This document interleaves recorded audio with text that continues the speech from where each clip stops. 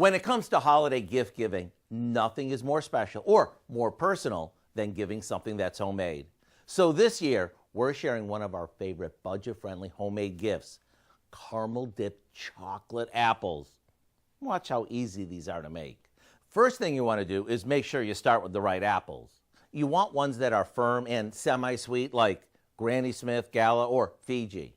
Next, we're going to slowly melt some caramels with a bit of water in a saucepan over low heat.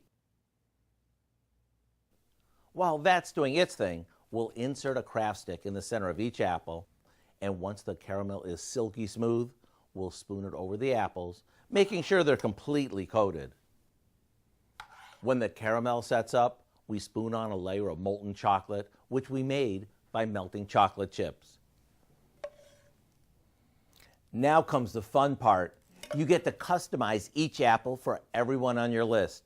You can use anything from candies and nonpareils to chopped nuts, pretzels, or even crushed potato chips.